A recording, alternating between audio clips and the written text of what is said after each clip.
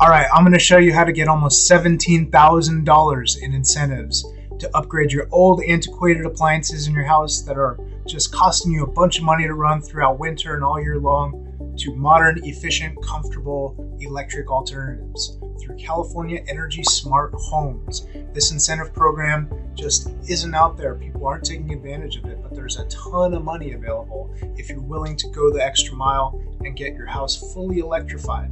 So let me show you how it works. So we start off with a California Energy Smart Homes base incentive by electrifying everything in the house, ditching the gas meter. Heat pump dryer, anyone? $250 for those. California Energy Smart Homes electrical infrastructure bonus. So if we're upgrading your panel or running your electrical line, we'd get $1,000 to offset some of that cost. Variable capacity with an inverter heat pump. No heat strips needed. You get an extra $300 for that. Integrated space heating and water heating. We get that through the Harvest thermal system that has combined space heating as well as water heating. And guess what? That also qualifies for low global warming potential kicker because it's got great CO2 refrigerant and thermal energy storage, right? We have a nice big reservoir of water that can be used to shift when we're using our energy. Induction with a battery. Copper stoves, anyone? Yes, they've got an integrated battery so you can keep cooking when the power goes out. Electrical load management. Span panels.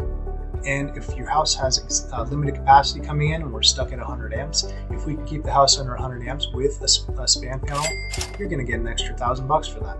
So we add all that together, almost $17,000. Okay. Add up the total cost, take 30% of the Harvest thermal battery as well as the copper stove battery, since those qualify for the 25D tax credit for having sufficient battery capacity.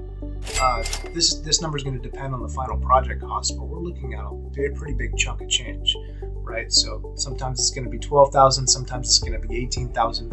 You're looking at a lot of money back.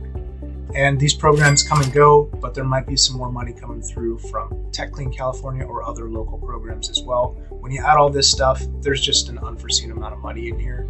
So if you've been thinking about doing a comprehensive project, now is the time to complete it off so we can take advantage of these spectacular incentives before they go. Any of these projects for California Energy Smart Homes, they need to be fully installed, permitted, closed out by November 1st of this year. So what are we waiting for? Let's get on it. Let's make this happen.